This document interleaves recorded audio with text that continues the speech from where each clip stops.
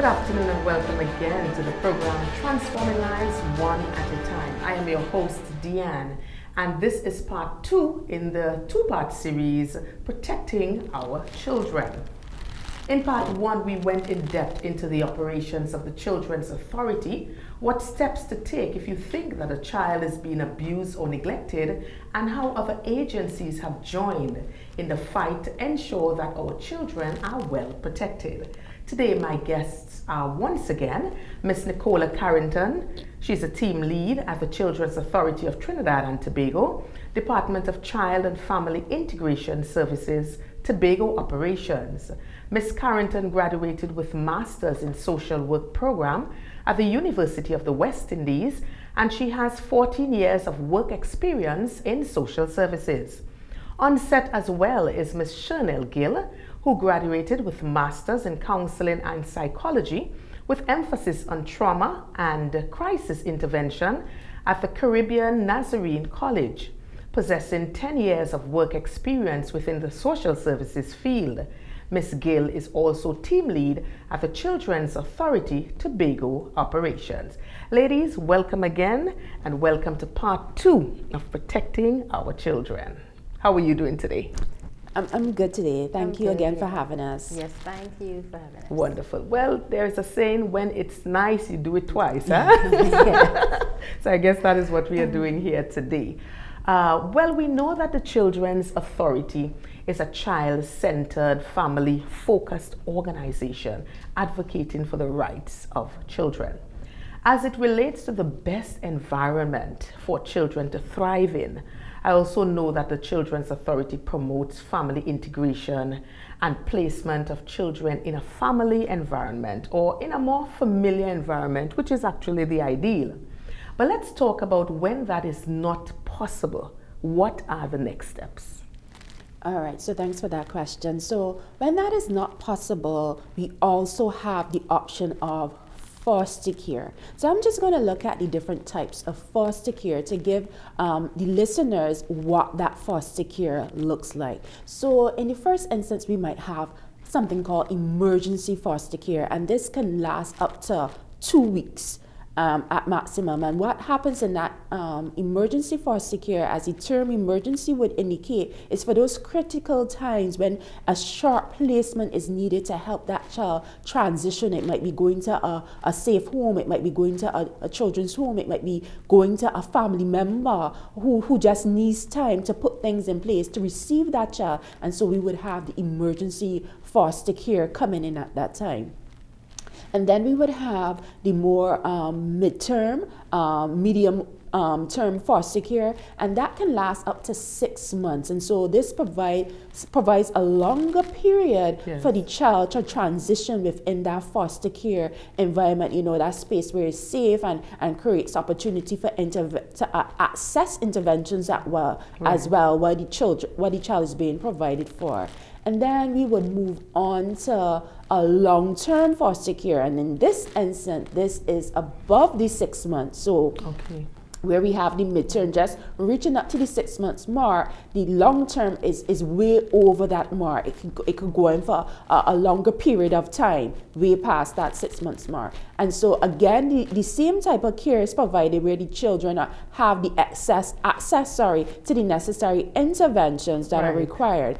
But we also have 2 other types of foster care that I also would like to pay particular attention to. And so we have the respite foster care, which looks at, and I'll explain that a bit. So we have cases where the foster care, let's say for example, the foster care may have gotten ill, or they had a family emergency, or some similar situation. What happens in the respite foster care is that the foster care will provide that care just for that interim period until the foster carer the previous foster carer is back on their feet and able to receive that child back in their care again, because sometimes the foster parents also need that level of support in providing care. And then of course there's the kinship foster care. And what happens with this type of foster care, so within Trinidad and Tobago, there's the normal fashion of whether auntie Yes. would take care of the child or uncle or grandparent. And sometimes the child is so integrated within that family that you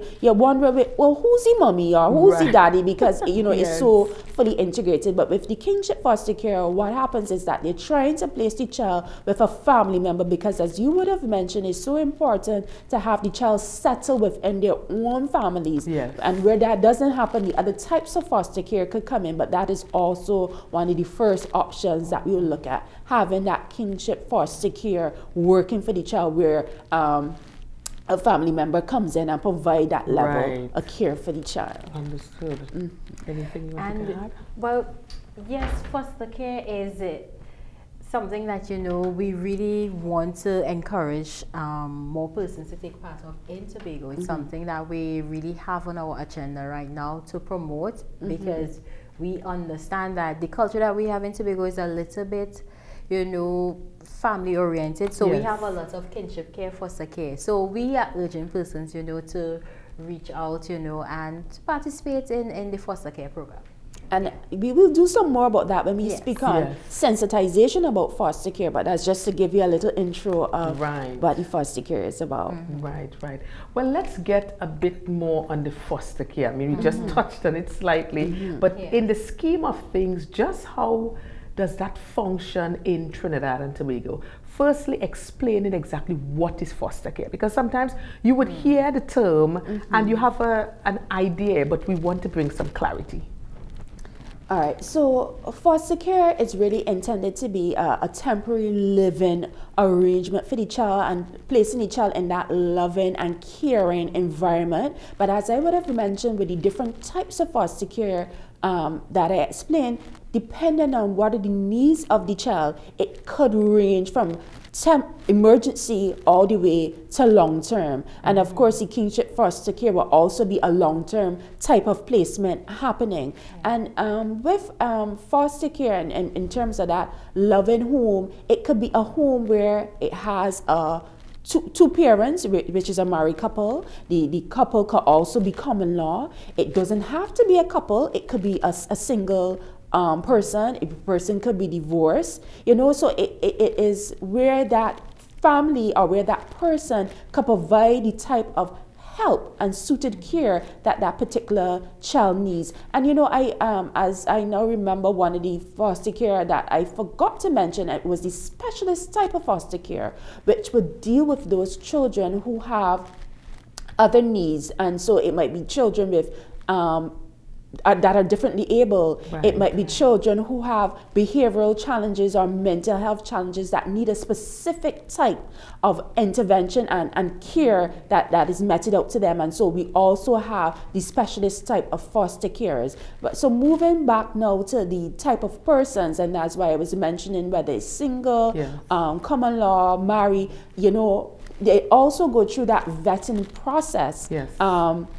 By our teams and to be able to access that they're able to manage what these children are coming with, what they're dealing with. Because remember, we're dealing with children that have gone through and experienced trauma. Yes. And so we have to have persons that understand how to treat with children that have experienced those type of things. Right. Yeah, and in terms of the whole foster care, is there like a support system? Because now we have persons taking children into their homes. What kind of support? Because you now have, maybe you might have had two persons at the home, both are working. Now we have this child here. How does that work? All right, and it's similar to how a family would work in terms of coordinating your times. Okay, so I would do pick up this at this particular time, or my work finishes at this time, and so you're able to pick up. And remember, because we're trying to create that family type environment, it's the same type of functions and Right. roles and responsibilities that would happen in any regular family. And so apart from pickup times, we might have the children in different activities. So who's dropping the child to swim in? Okay. Who is taking the child when we go for visitation? they might have other siblings, you know, these type of things. So it's really a family-oriented environment, and the same roles and routines would be similar in the regular family setting. And also, it's not that they will just pick persons and just place a child. So there is a process of training and screening that takes place. So the persons are provided with some level of counseling, some level of preparation before the child is actually placed in their care. So in some instances, I know some foster care may even receive some level of financial support, but all of that it's on a case-to-case basis. Right, but, understood. Yes, but because you don't want to really put that out there, so persons would now say, oh, so I can get. We know how so that works. in addition, what I would like to add is that in terms of the whole screening process, there's a medical certificate that applicant would have to go through. There's also the police certificate, a character that applicant would have to go through. So, you know, there's a screening process in place that helps to really deal with who this person is that wants to provide this level of care. Also required will be 2 forms of ID. So we have so we are able to do background checks. Right. So we're not saying yes, we want persons to become foster carers, but we also want the right type of persons to become foster carers, because we have to be so careful with the safety of these children. Remember, they have already been through trauma-related incidences. You don't want to now place them in an environment that also compromises their safety. So it's a thorough process in terms of assessing who comes on board. And of course, the team provides that level of support for the foster parents. So they don't just come, they go through the process, we go through the integration phase with the families, and just leave them alone. They're still there to provide that level of support. And similarly, like regular families, if there's a need for additional parenting support for whatever reason, just to be able to strengthen the skills that they do have, that level of support is also provided. So what I'm hearing is that there is a very strong support system offered by the Children's Authority for foster carers. Yeah, and in addition to that, I would also like to add that this person also submits references. So persons that can vouch for their character. So so it's not to say John Doe could come and say, yes, I want to be a foster parent, and we go ahead and say, yes, John Doe, we are so glad that you're able to come on board, and we do no kind of background checks whatsoever, maybe, and because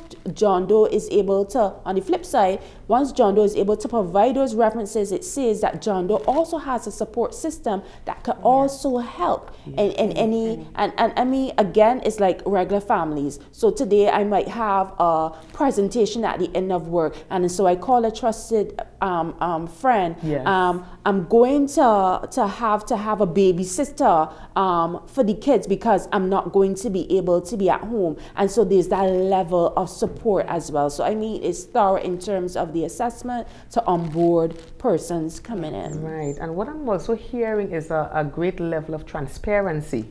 So we know exactly from the time the person puts in the application, you, as it were, you get a whole readout on that individual to know exactly where you are placing this child or children, because at the end of the day, it's a safety and protection of the children. And as you indicated earlier, for some of these children, they have been through a lot of trauma already. So you don't want to compound matters by placing them into the wrong care.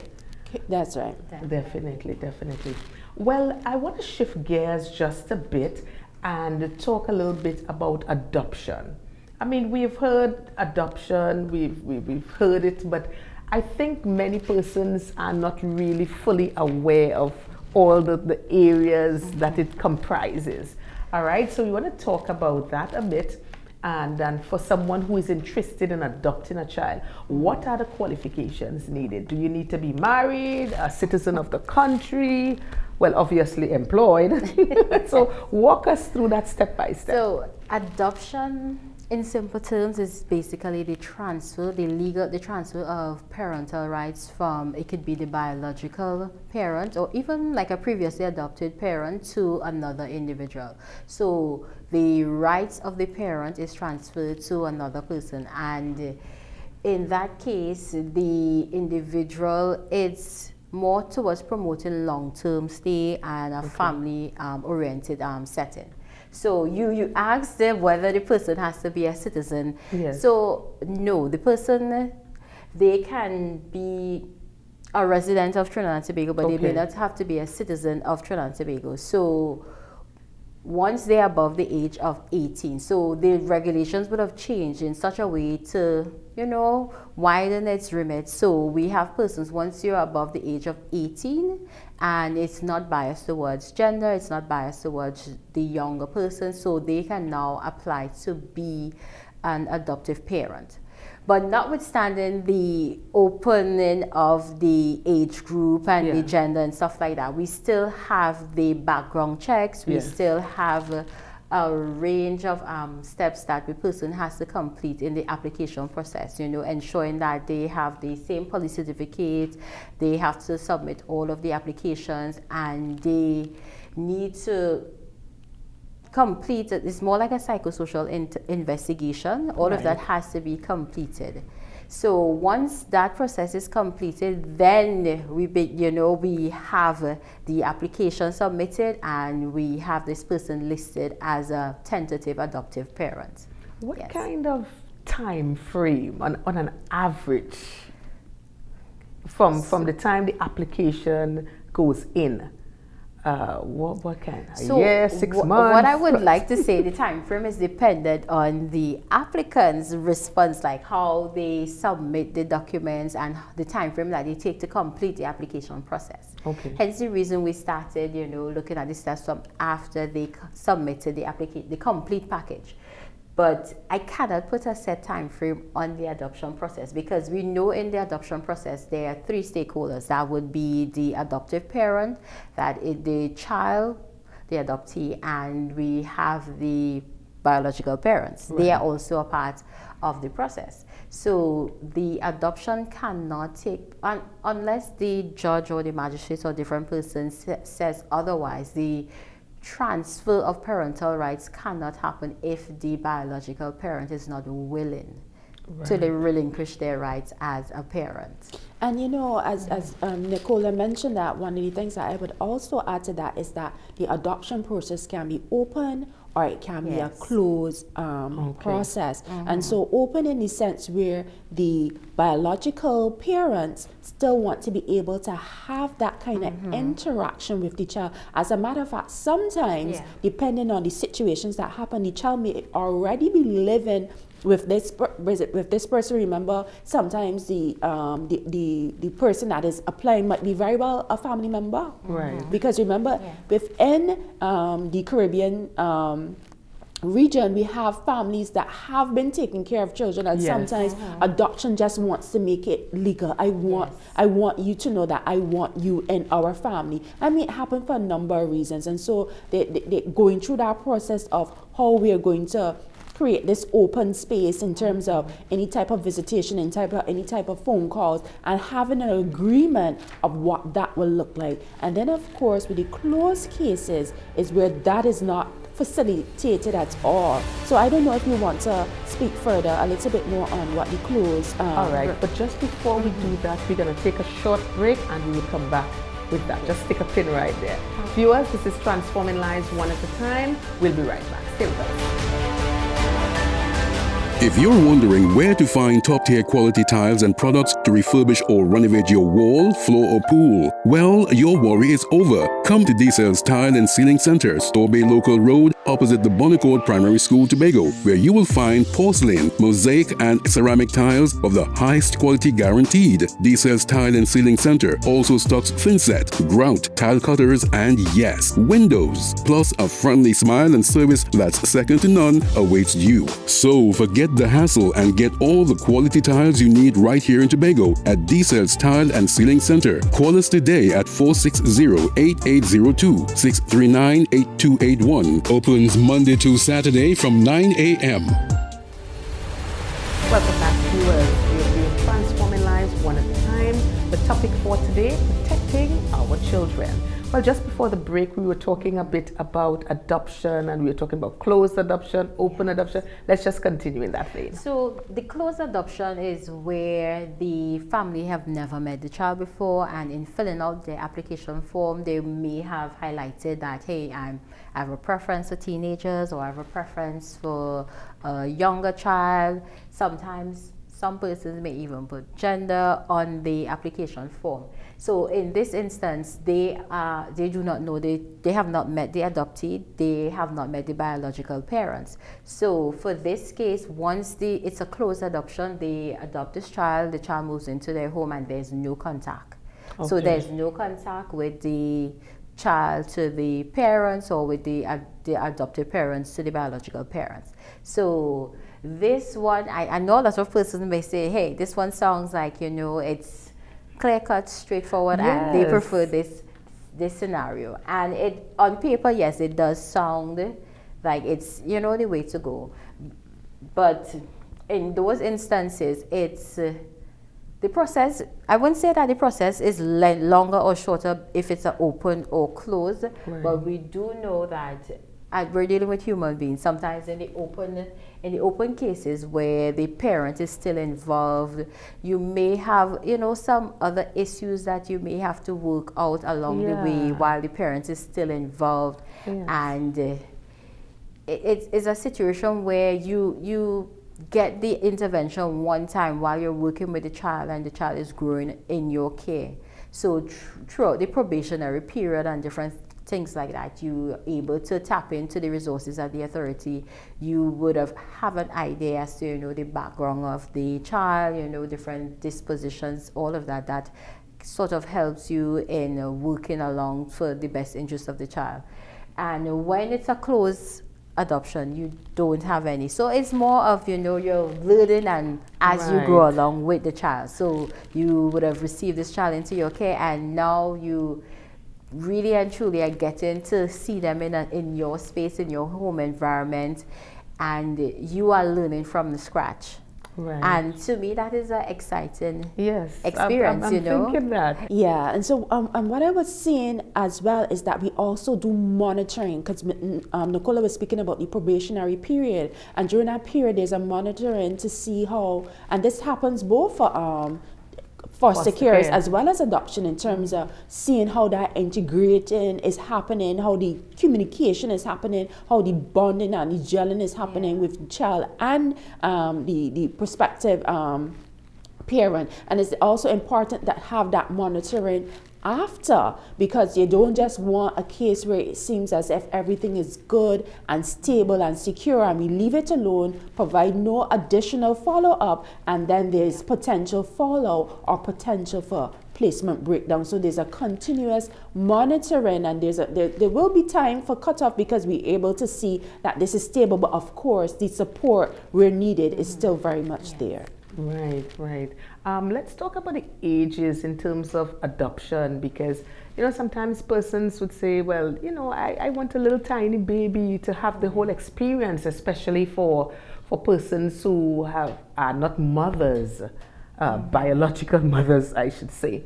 What are the ages that most persons would gravitate to have a child in adoption? And as you said, a lot of persons, they are interested in babies. So we have a lot of requests coming in for babies. They want a young little baby boy or a baby girl, and usually all the range from like 0 years to 5 years, that is the most popular age. So they want someone who is younger, who they believe that they can mold and shape into, someone that they want to be a part of their family. And most of those cases, we have babies that are in the hospital, and then we have questions where, why isn't this person up for adoption, different things like that. But in many instances, we still have the parents involved. Okay. And we can't just take a step to just say we're placing this child up for adoption without the parents relinquishing their rights as parents. So it's very technical in a sense where, you know, the lawyers, they definitely have to work extra hard and to show a lot of evidence in order for anything like that to take place, where I think it would have to be special instances where somebody has to receive some sort of medical treatment, different things like that, and they may have to go abroad and stuff like that. But usually if the person is here and you have the mother is visiting the child, the mother, you know, they're not in the position to provide care for the child at the point in time, they're not relinquishing their rights. Right. So in a case like that, the child may become a candidate for foster care, because in that instance, the parent, the mother, would still want to visit, they still want to have that access to the child, and they in themselves, they are not ready to give up, you know, the possibility. Rights. Yeah, they're not ready to give up their rights as a parent. So in those instances, we have a lot of young children, we could say from months to 5 years, and they would be in the system. Yes. And at that age, we would always say that's the ripe age for adoption, because that is the age where, you know, they're still learning, they're still developing certain skills, and they're a bit more malleable, and they're able to fit into different cultures and different family setting. And then we have the not so popular, the teenagers. Yes.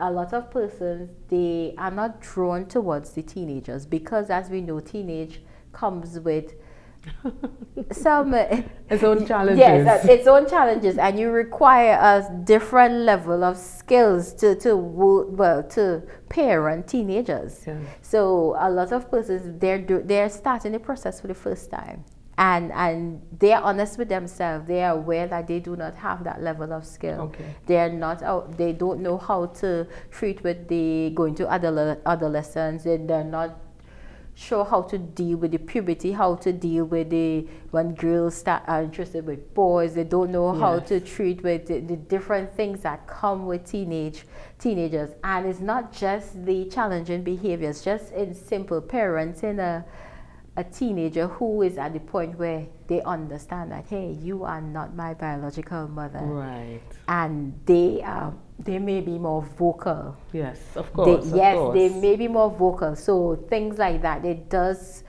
deters persons from, you know, gravitating towards that group. But I want to urge persons, you know, to have a open mind and to still see the possibility in providing care to this age group. And you know, as you spoke about having an open mind, because it's a whole adjustment period for both the parents as well as the child, and that's where intervention comes in. You know, you spoke a lot about hope, and that is where intervention comes in to help both parties be able to understand that this is a process. I'm not going to automatically, as a teenager, forget that I have a birth mother, and that adoptive parent is going to have to make allowances for that process and understanding how that child is transitioning, and being able to acknowledge, yes, I have a birth mother and a birth father, and my initial family situation may not have worked out ideally, but I also have an opportunity to belong to a family that loves me and wants to provide for me and wants to take care of me. And so it's a whole adjustment process, and that's where intervention comes in to help with the whole adjustment transition for the family. Yes. Right, yes. That is a lot to adjust. a lot. But let's talk a little bit about, let's say you have a child living with family members, and one parent is interested in putting the child for adoption, but the other parent doesn't. What happens there? Because you know that the child is not being cared for in the way that the child should. So a family member would have stepped in, taken the child under their wings, and now they're looking for the next step, because you have one that you don't want that child to get too attached to you, and then the mother or the father says, okay, I'm taking back the child now after years of being. So what happens there? What do you do? And these are some of the gray areas that we will encounter on a daily basis. So we have situations like this occurring throughout, I mean, some of the cases in Tobago. So most of those cases, they become very good candidates for kinship foster care.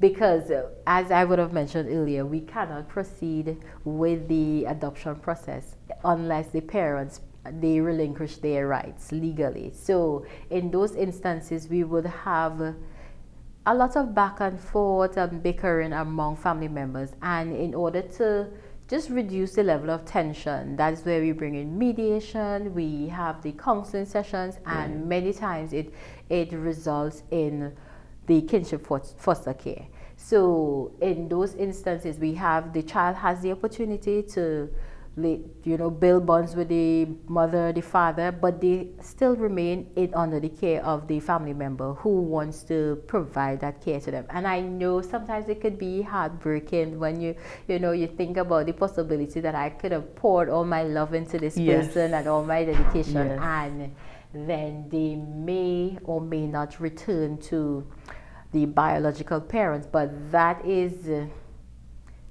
where the hope comes in. That is where the trust comes in, to know that you would have instilled certain qualities, certain things. Because at the end of the day, it is not necessarily just about how you feel about the situation, it's about the best interest of the child. So understood. We all have we have a right to belong. We all have a right to a family. And the child has a right to have access to their biological family at the same time, but they have a right to be loved, and the love that they're receiving from the family member, that will help them to kind of deal with some of the other issues that they may encounter with dealing with the biological parents. Because sometimes they know that, a lot more can be done by the parents, and they want that. But as they grow and they access counseling, they access activities, they engage with their peers, they come to a point where, they start understanding, this is what mommy and daddy was going through, this is probably, and they have a sense of understanding that, hey, I'm more appreciative of auntie. I'm more appreciative of what she sacrificed and what she would have endured to be that source of constant strength as we went through all of the different stages along the way. Understood. But one thing I want to ask there, as you said, so the adoption in terms of a parent not giving up their parental rights, fine. So if it is that you do the foster care, is that like a legal and binding? Yeah, so the foster, in a case like that, so the foster care will also has its conditions, and so with the foster caring, as Nicola would have mentioned, the parents still have access to the child, but the foster care is just term of foster care. It now that person becomes a legal guardian for the child, and so in this case, the parent have not given up any parental rights, but they have understood and have agreed that the child will be placed in foster care. And so that's why in terms where parents don't want to be a part of an open adoption where they will still have access to the child, foster care is a better suited option, because they don't have to give up the parental rights, and the foster care understands that they are the middleman, being able to provide that level of support and care for the child in the interim. And also the parents can just step in and say that I'm taking my child once we're going through the process, because they become legal guardians. They become legal guardians, so the parents can't just step in and say I'm taking my child just like that. The parents have to go through a process to show that they are fit and they're in a position to provide the care for their children. And for reintegration to occur. It's a process. Right. Because remember, ideally, foster caring is supposed to be a temporary process, because you want to reintegrate with the families. You want to work with families so that children could go back to their families. It doesn't always happen like that, and so that's where long-term foster care will come in. But it's hope that through the interventions and persons getting the necessary support and help that they need, that we can reintegrate children with their families. So ultimately, that is the goal, to reintegrate.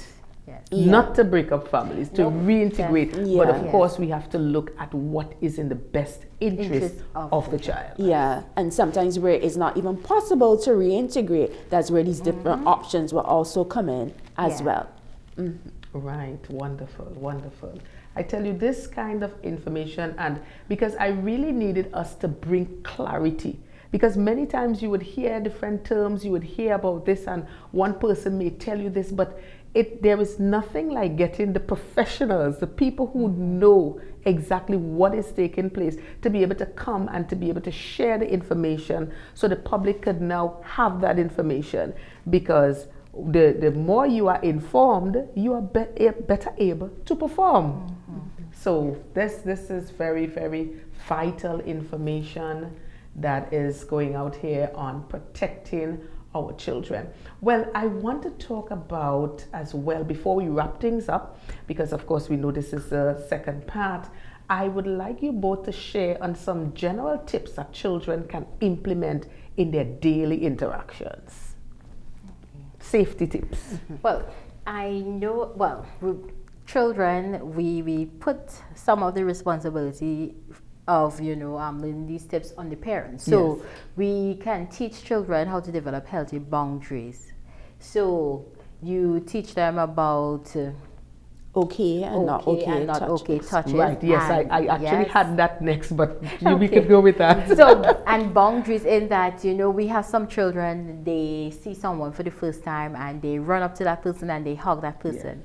And it's about learning boundaries, about observing the environment and observing the different persons around them. And, just paying attention to, hey, this person is looking at me, just to be more observant to where persons are, if somebody is, if somebody is trying to, we spoke about grooming. Yes. And we spoke about how they come with they give you compliments and they are going on and on about this particular feature of a child. They may be saying, oh, you are so beautiful, over and over and there. So if it's a case where a child is feeling uncomfortable in a situation like that, to develop boundaries, to learn to say, okay, and, tell a parent about it, tell a family member about it, not to sit and to be in a situation where, they sit in the discomfort and they never really say anything about it. And even in cases where the family may be in need and they observe situation where the adult is coming to the child to talk about certain situation, the parent will, let them know that, hey, there are certain conversations that an adult should not be coming to you. Yeah, inappropriate. Let them come to me. So different things like that. So we don't want situation where children are parentified, they feel like they should have big person's conversation. Right. They understand that, hey, with this conversation there are certain expectations and I will refer you to my parents because that is not a conversation I want to have with you. And it's to have, we instill some, we instill a sense of pride in our children. We speak to them in positive language and all of that. So their self-esteem, their self-worth is at a point where they don't look for it from other persons outside of the family, because the positive affirmations, you fill your child with so much positivity that in an instance where they are not an easy target. Right. They are not an easy target for certain things. And that is something that will help them as they go along, because what you feed and pour into your child, it is on display when they go out into the school. Yes, definitely. So most of the things that children can do is stuff that they would have learned from you, because they learn what they live. Right, indeed. Well, we're going to take a short break, our final break, and we will be right back. We'll hear from Ms. Gill when we come back. Stay with us. If you're wondering where to find top-tier quality tiles and products to refurbish or renovate your wall, floor, or pool, Well, your worry is over. Come to DCell's Tile and Ceiling Center, Tobago Local Road, opposite the Bonnecourt Primary School, Tobago, where you will find porcelain, mosaic, and ceramic tiles of the highest quality guaranteed. DCell's Tile and Ceiling Center also stocks thinset, grout, tile cutters, and yes, windows. Plus, a friendly smile and service that's second to none awaits you. So forget the hassle and get all the quality tiles you need right here in Tobago at DCell's Tile and Ceiling Center. Call us today at 460-8802, 639-8281. Opens Monday to Saturday from 9 a.m. Welcome back to the program Transforming Lives One at a Time. My guests, Ms.Nicola Carrington and Ms. Shernell Gills. Well, just before the break, we were talking about some safety tips that our children can implement in their daily interactions. So, Ms. Gills, just... All right, so continuing on that vein of stranger danger, one of the things that we also want to look at in terms of safety for children that we could teach them is to understand what is our emergency contacts. Should something happen, we need to get in contact with mommy, or we need to get in contact with daddy, or we need to call the ambulance, something happened at home with mommy. What is the emergency plan? So those are some the tips that we want to have, who we call in case of an emergency. As well, we also want to teach the children what is not okay and what is okay touches. Yes. And so you want the children to be able to understand what their body parts are and who is able to do what level of comfort that is and discomfort. You know, sometimes somebody comes over and you say, give Auntie Nicola a kiss, but the child doesn't want to give Auntie Nicola a kiss. Oh gosh, give Auntie Nicola a kiss now. And you know, we're seeing these type of things, but we don't want to force the children to do something that they're not comfortable doing. And so apart from letting them know the significant areas of their bodies that are not okay to touch, it might be okay if mommy and daddy are giving you a bath, but if there's anything uncomfortable, I want you to be able to bring this to mommy and daddy's attention, even with mommy and daddy, so that they are aware that even mommy and daddy have to be accountable for how they touch them and what is appropriate and what is not appropriate for them. And so, you know, those are some of the tips in terms of the children. Yes, wonderful tips. And I also want to add, a lot of parents, some of them, they don't use the correct term for the different parts of the body. We urge parents to use the correct... Especially long time. Yes, you know, they will call all sorts of names and you have to let them know the correct... Yes, let them know the correct... It may seem funny, but it is it's a serious it's a serious concern. Yes, it is. Yes, I totally agree, 100%. Well, let's talk about how can the Children's Authority foster more meaningful partnerships with other stakeholders as we continue to tackle the issue of child abuse.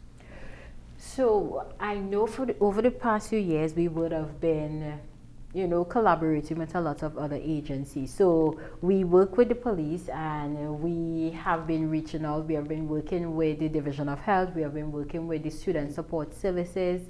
We also participate in case conferencing and different activities that you know, allows us to sit as colleagues and exchange ideas and, you know, gather information as to how we could work together as a team to, you know, ensure that the children are dealt with appropriately. So that is one of the measures that we would have used over the years. So it's more of a, you know, collaborative approach, because we're not just looking at yes, we would have removed the child from imminent danger, and then what?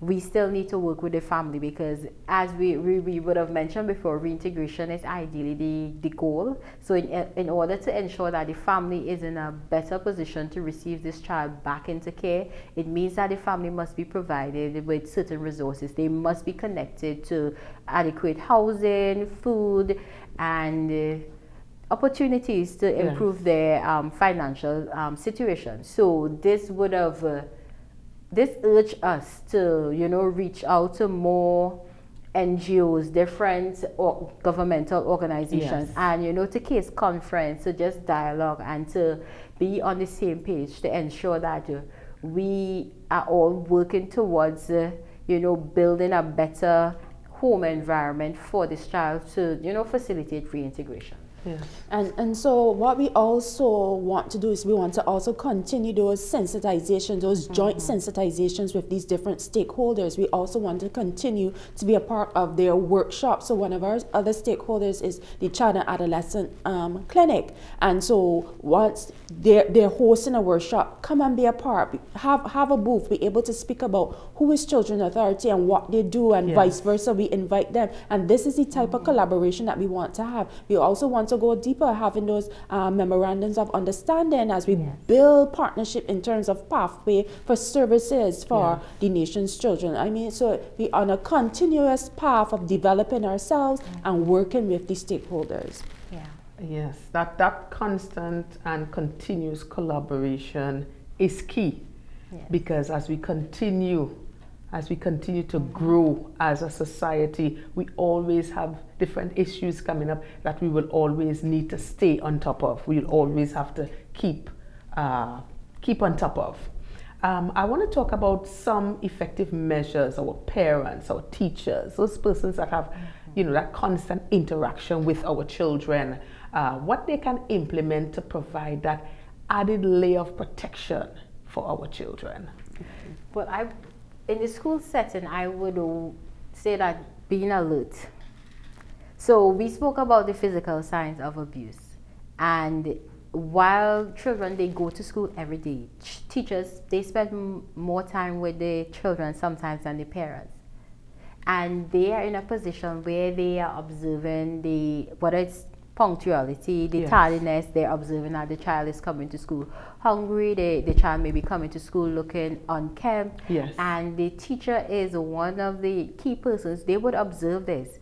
They would observe that, this child is very, they are displaying certain behaviors that they would have learned at home, and you're a bit concerning. And it's not, when we move beyond alert is more than just observing and then putting it at the back of your mind. Right. Observing is you see the behavior, you observe the behavior, and you take an action. Okay. You report it to the principal, and then you report it to Children's Authority. As we mentioned, you can contact the registry, and you provide information. You can you do not have to reveal your identity, and you provide as much information as possible, because you are in a setting with the child on a day-to-day basis. Right. You are observing these things, and it's to highlight it, to sort of start the process. So is it that a teacher observing what has been happening, many of them may think maybe I should call in the parents, or maybe I should. What do you suggest? Sometimes so there are instances where you call in the parents, and they do have the parent-teacher meeting where they would have highlighted things to the parents, and if it's certain things that is not, the child is not in imminent danger. So if, for instance, you observe that the child has a burn, and the child would have explained to you that, hey, mommy, put my hand over the stove and burn. Right. So that you definitely reported something like that. Definitely. Yes. Or you may observe the markings and the swelling on the hand from, say, the parent would have used a cord or something like that to, beat the child. Something like that, you definitely have to report. In some instances we always say that poverty is not an excuse for removing children. So in cases where it's poverty, we work with the families to improve the necessary resources. So in a case like that, the child may be coming to school looking unkempt and different things like that, because they probably don't have a machine, they probably don't have access to the detergent to wash clothes, different things like that. So in the conversation that the teacher would have with the parent first, they would then know, hey, we can bring in the school social worker, because there is a school social worker in this scenario, and they would then connect them to different resources and stuff like that. If it's a situation that you are clearly seeing signs of abuse, then that is where you contact the authority and you provide that information. So it's 800-2014 or 996. Right. And of course, you can also get us at our registry at ttchildren.org. But I want to note in terms of the parents and some tips for the parents. So you want to watch out for if you're seeing cutting marks on your children's hands. Self-harm. You want to be able to find out what is happening, because in order for them to be self-cutting, something has to be there that is happening. And so you also want to look at their patterns of behavior. Is this child becoming withdrawn, keeping to themselves? What is happening here? Yes. And we also spoke about keeping those channels of communication open. Yes. You want to pay attention to social media. What are they accessing? Who are they talking to? Are they making arrangements? Are we checking their cell phones? Yeah. Wow. Are we checking their book bags? Exactly. You know, so these are some of the things that we also want to know. We want to speak about disciplinary measures. What are the alternate ways that you can discipline to help children understand the message of this is the correct way that I want you to go and I want to shape you. And so all of these are things that we can look at when we speak about tips for parents. And one thing I wanted to mention too, in line with parents. So when you see your child coming home with gifts and different things like that is something to pay attention to. Of course. Because you do know that in the process of grooming, they give you gifts, they give you items. So that is something to pay attention to. So if you know your daughter is coming home with a makeup set and mommy or daddy or auntie, nobody gave, they did not purchase, or nor did they give them the money to purchase the item. Jewelry, the different, you see them come home with clothing items that were not provided by anyone anybody came out and said that they purchased that item. Right. Sometimes because they're secretive about it, they will not want to tell you who of it's course, from. Certainly. Yes, certainly. And sometimes it could be upright inappropriate items that they're coming home with, and things that goes against the, say you would have told the child you're not ready for a cell phone, or you're not ready for this, or you're not ready and then you see the child show up with that same item that ask a question. So we are hearing that parents and guardians, teachers, principals across the board, we have to be more vigilant. We have to take a closer eye, because especially as it relates to social media and so many things. And we didn't even get into, and our time is quickly approaching, but we didn't even get into some of those secret codes that these children use when parent is standing by and those kind of things. I mean, sometimes we know be right back, but not BRB, be right back. But there are certain codes that if your parent is there, they will say, they will just send a code, and the parents many times are not even aware. Mommy is standing by, they would send something for that. So we didn't even get to explore that area, but those are areas as well that we have to take a closer look, and I think that will come in with the parenting seminars and that kind of thing. So I really would like to encourage parents to pay much more attention, and I'm speaking right into the camera anytime I have to, say something super serious, but we have to realize that we cannot do it alone, and that we need to be a part of training seminars, symposiums, whatever information that we can get, so we can be the best possible parents that we can be. Because remember, we are training our little ones to be someone else's spouse, someone else's dad, someone else's uncle, and we have to do our part.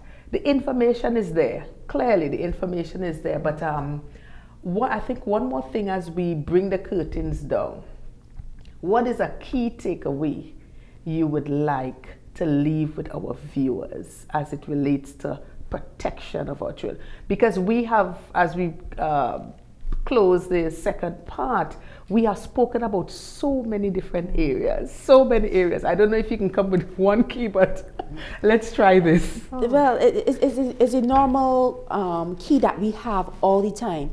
Child protection is everybody's business. We're partnering with stakeholders, we're partnering with community members, we're partnering with family members, we're partnering with schools. There's so many people we partner with, and so we can't help but to see that child protection is everybody's business. So if we want to leave a message, that is the message that we want to leave. Stay alert and inform us where there's need to, and we've already provided our contact information. Yes, but we'll just do the contact again. Yes. just to note, that is 800-2014 or 996, or you can reach us at our email registry@ttchildren.org. And do you have like a website that persons can go in and get all this information? Because I have here, and I don't, my cameraman could probably zoom in terms of, I have some pamphlets on foster care and of course on adoption, so that you can be able to really read up and get all the necessary information that you need if you're possibly thinking of doing an adoption or becoming a foster carer.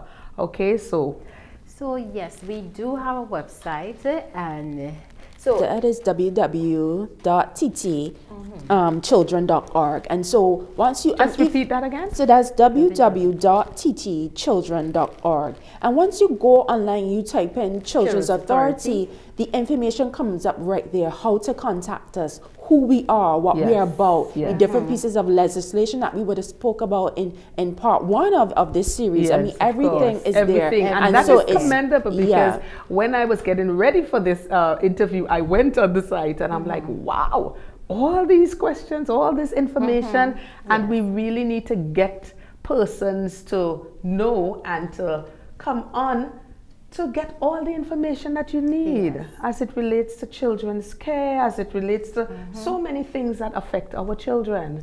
You were saying? Well, I just wanted to touch on what my colleague here was saying. You know, we are in the business of protecting children, and we really are looking at things from the strengths perspective at this point. We're focusing on hope. We're focusing on, yes, there's a hope for a better tomorrow. Many things would have happened. Children would have experienced different negative things as they will, you know. Nobody asks for these things to happen, but we are here working with the children, and it is not just our business, it's everybody's business. And we want to work together and, you know, continue with that hope. So whether it is we're working with babies or we're working with teenagers, we want to give it the same drive, the same push, because we know at the end of the day, we are not just in it for the individual cases. We are looking at the betterment of the society. And one child at a time, you know, we're able to make a difference out there in the community. Definitely, definitely. So what is the mantra? Child protection. Child protection is everyone's business. Child protection is everyone's business. And this is how we wrap up part 2 of the program Transforming Lives One at a Time. At this time, I want to sincerely thank you two beautiful ladies, Ms.Nicola Carrington and Ms. Shernell Gills, both team leads at the Children's Authority Tobago operations, for giving us such pertinent information, for bringing clarity, for making everything so clear as to what the Children's Authority does here in Trinidad and Tobago. I want to say thank you as you continue to fight for our precious children, as you continue in your own sphere of influence to transform lives one at a time. I want to encourage you and the team at Children's Authority to continue doing what you are doing. Just in case no one encouraged you today, I want you to be encouraged. You are making an impact, you are changing and transforming lives, and I want you all to continue doing it in spite of the obstacles. So take our greetings back to the entire office, and this is where we wrap things up for today. You can feel free to like, share, comment, and subscribe on all our media platforms. We are on TikTok, Instagram, Facebook, and of course, YouTube. As we go, remember, transformation is an internal shift that brings us into alignment with our fullest potential. I am your host, Dianne. Hey, we've got this. See you next time.